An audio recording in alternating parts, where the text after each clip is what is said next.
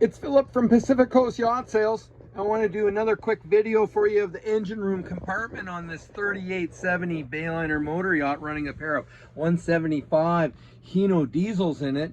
It's got the upgraded stainless steel riser package in this boat, which is a really nice little feature on this. A lot of these boats haven't had that done. This one has. So these things are all stainless steel and they're all welded.